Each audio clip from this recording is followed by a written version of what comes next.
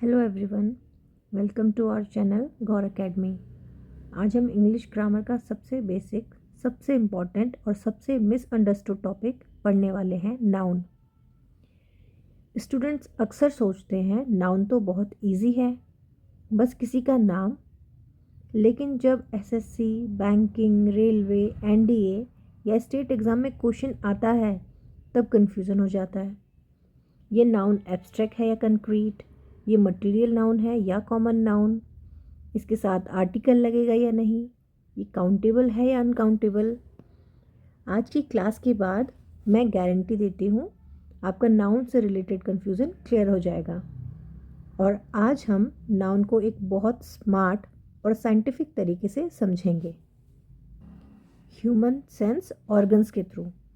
सबसे पहले नाउन की डेफिनेशन क्लियर कर लेते हैं।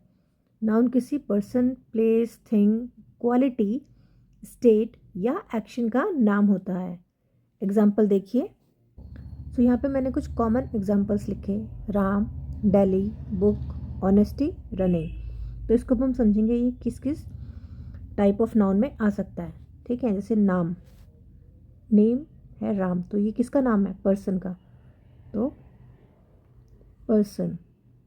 नेक्स्ट है दिल्ली, दिल्ली कहाँ का नाम है? प्लेस का, तो ये हो गया हमारा प्लेस नेम। देन बुक, ये आपका थिंग का नाम। ठीक है, नेक्स्ट है ऑनेस्टी, यह है एक क्वालिटी किसी की। उसके बाद है रनिंग, जो कि है action, name of an action. मतलब जो भी चीज़ नाम की फॉर्म में यूज़ हो रहा है वो नाउन है। अब एक इम्पॉर्टेंट एग्जाम पॉइंट याद रखो, इम्पॉर्टेंट। ठीक है, तो कलर चेंज कर लेंगे।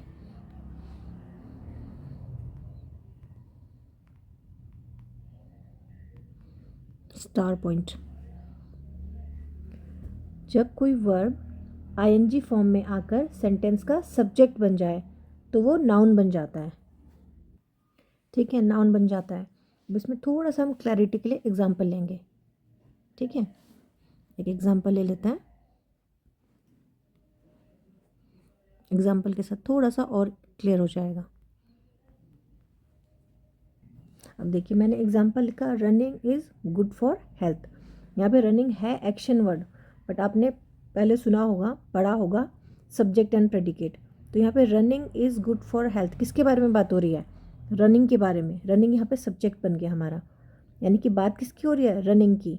तो अभी अभी मैंने आपसे बताया ना, जब कोई भी सेंटेंस में वर्ब आईएनजी लग के सब्जेक्ट बन जाता है तो वो नाउन कहलाता है। ठीक है, तो यहाँ पे हम इसलिए बोलेंगे, वेट, रनिंग क्या हो गया? रनिंग हो गया आपका नाउन। ठीक है, अब नेक्स्ट, अब ध्यान से सुनो।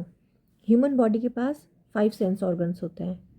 आइज़, जिससे आप देखते हो, एयर्स, सुनते हो, नोज़, स्मेल करते हो, टंग से टेस्ट और स्किन से टच। अब मैं आपसे एक सिंपल सवाल पूछती हूँ, तो मेरा क्वेश्चन है, जो चीज़ हम सेंस ऑर्गन से महसूस कर सकते हैं, क्या वो नाउन होती है? तो इसका आंसर होगा यस, हाँ वो नाउन होती हैं। लेकिन नाउन का टाइप इस बात पर डिपेंड करता है कि हम उसे कैसे महसूस कर रहे हैं। मीन्स टाइप्स ऑफ नाउन जो आपने सुने होंगे पहले, जैसे कंक्रीट, जिसको कॉमन प्लस प्रॉपर नाउन कहते हैं। सबसे पहले आइस की बात करते हैं, जो चीज़ आँखों से देखी जा सकती है, रियल दुनिया में एग्जिस्ट करती है और टच भी की जा सकती है, तो हम उसी को कहते हैं कंक्रीट नाउन, या कहा जाए कॉमन या प्रॉपर नाउन। अब इसको एग्जाम्पल के साथ समझते हैं।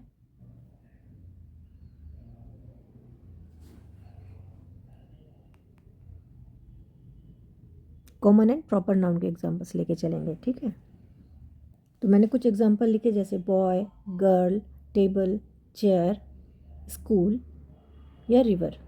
इन सबको आप देख सकते हो, टच भी कर सकते हो, इसलिए ये सब कंक्रीट नाउन होते हैं, या हम कहें कॉमन या प्रॉपर नाउन।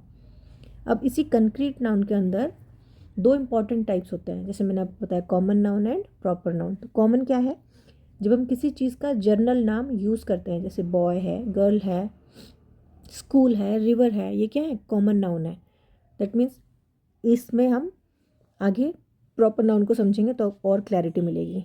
जब वही चीज़ स्पेसिफिक नाम ले लेती है, जैसे बॉय, बॉय का नाम भी हो सकता है ना, स्पेसिफाई कर दिया हमने बॉय, किस बॉय के बारे में हम बात कर रहे हैं। तो जब हम किसी चीज़ को स्पेसिफाई कर देते हैं कि हम किस की बात कर रहे हैं, किस बॉय के बारे में बात कर रहे हैं, किस गर्ल के बारे में बात कर रहे हैं, किस स्कूल के बारे में बात हो रही है, किस रिवर के बारे में बात हो रही है, तो वो सब हो गया हमारा प्रॉपर नाउन। ठीक है, जैसे बॉय को लेके चलते हैं, राम कोई बॉय है, गर्ल रिया नाम की कोई गर्ल है। ठीक है, स्कूल, स्कूल का नाम ले लेते हैं दिल्ली पब्लिक स्कूल, तो बात किस स्कूल की बात हो रही है, दिल्ली पब्लिक स्कूल की। रिवर ले लेते हैं, गंगा ले लेते हैं। ठीक है, तो ये क्या हमने स्पेसिफाई कर दिया कि हम किसकी बात कर रहे हैं। जब स्पेसिफाई नहीं होगा नाम तो वो होगा कॉमन नाउन, जब हमने स्पेसिफाई कर दिया तो वो हो जाता है प्रॉपर नाउन। ठीक है, और एक चीज़ हमेशा ध्यान रखनी है, जब भी आप कहीं पे प्रॉपर नाउन लिख रहे हो या कहीं आपको स्पेसिफाई करना है या ढूंढना है कि बताओ इसमें प्रॉपर नाउन क्या है, तो वो हमेशा कैपिटल लेटर में होगा, फर्स्ट लेटर उसका। ठीक है, फर्स्ट लेटर हमेशा प्रॉपर नाउन का कैपिटल लेटर से स्टार्ट होता है। जैसे मैंने यहाँ पे बॉय के आगे राम लिखा ना, राम, आप चाहे अपना नाम लिखते हो, जो भी आपका नाम है, फर्स्ट लेटर हमेशा कैपिटल रहेगा। ठीक है, बॉय की स्पेलिंग लिख रहे हो तो बॉय में बी स्मॉल हो सकता है, गर्ल लिखते हो तो जी स्मॉल हो सकता है, बट स्पेसिफाई कर दिया तो फर्स्ट लेटर कैपिटल होगा। ठीक है, इसको एक सेंटेंस में समझते हैं।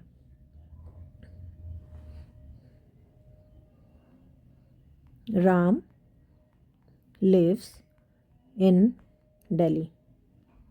ठीक है, यहाँ पे क्या है, राम स्पेसिफिक किसी बॉय का नाम, दिल्ली स्पेसिफिक किसी स्टेट का नाम लेके चले या फिर हमारी इंडिया का कैपिटल है।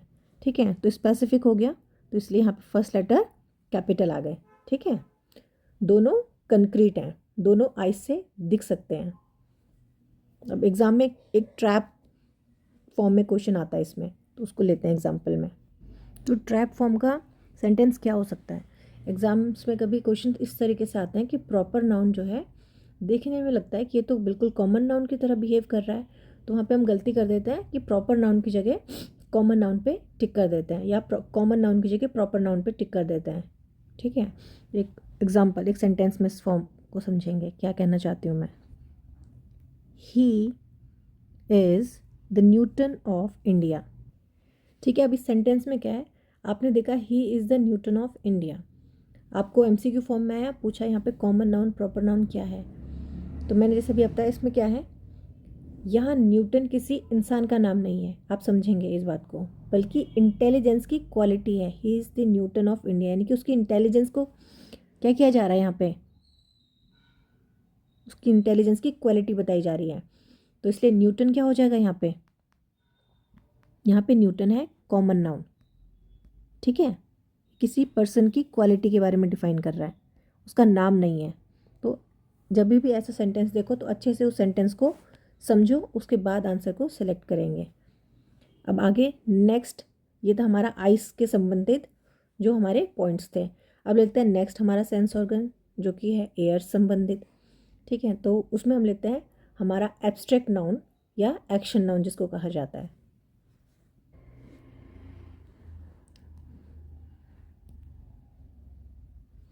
तो नेक्स्ट एग्जांपल हमारा हो रहा है अब यहाँ पे एब्स्ट्रैक्ट नाउन।